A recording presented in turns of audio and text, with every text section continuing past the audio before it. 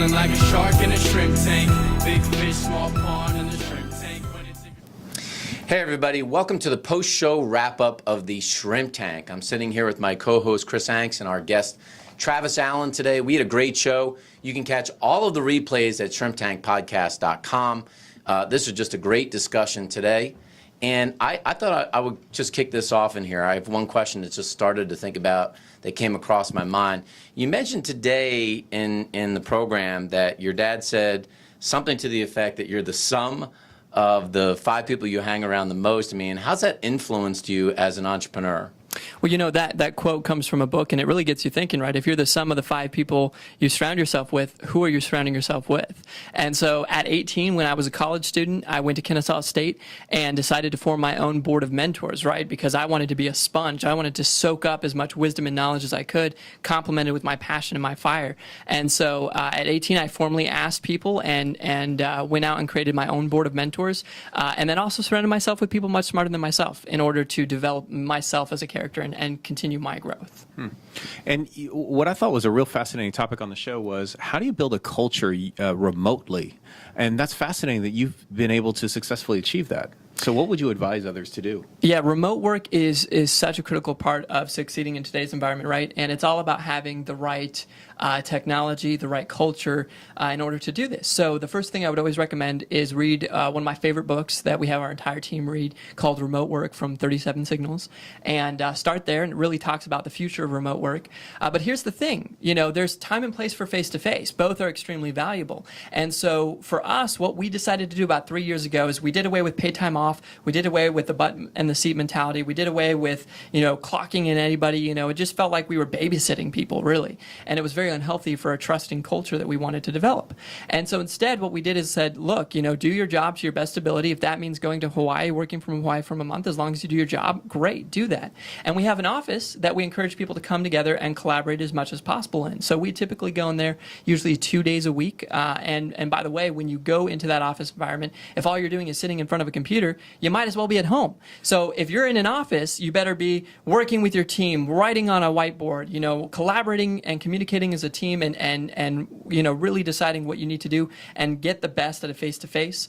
And then also complement your remote work with the needed technology. We use things like Basecamp, Salesforce, Slack is a very key component, and several others as well through that process.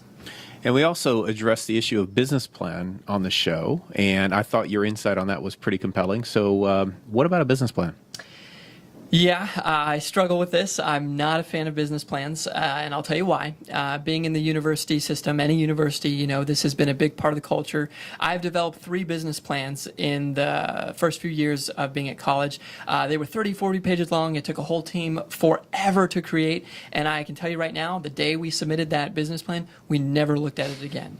And so the other thing is we're always changing, we're growing, right? If we were to stick with our first original business plan, we'd be designing cartoons right now in the education space, which makes absolutely no sense.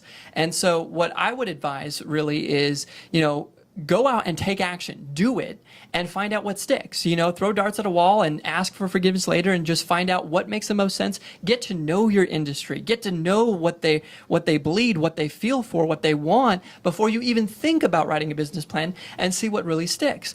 And what we focus on is an OtterBox process that they taught us. They're a mentor company to us. It's called the Patterson process, and it's this idea of working towards what's called a page on a plan. It's basically an action shot of where you are today, where you want to be in a couple years, and how you're going to get there. And that piece really is what we've gone off of, and it's organic, right? It grows with us and is not stagnant in this business plan. Well, we were both enthused today, not only by hearing your energy, but the ability to juggle being able to be in college and also running a 20-person business and making that all happen at one time. It's really, really great stuff. For folks that are watching the post-show wrap-up today and want to learn more about your business, how can they get in touch with you or learn more about what your company is doing to change America? Absolutely. We are in the business of education reform. We are going out inspiring education to involve technology in the classroom and really rethink and go away from this memorization to more critical thinking, problem-solving skill sets in education. So if you want to learn more about what we do as a company, you can go to iSchoolInitiative.com. You can learn a little bit about us from there, reach out to us, and we'd love to come out to your community and your school districts. Well, Travis was a great guest today, and you sort of heard here in the great Yoda-like words, it's not try or try not. It's do or do not that really matters at the end of the day. If you want to catch an entire replay of his interview with Chris and I, you should go to shrimptankpodcast.com. See all the great broadcasts from all of our entrepreneurs, but especially you young entrepreneurs out there. If you want to get inspired, listen to Travis. And thanks for watching the Shrimp Tank Post-Show Wrap-Up.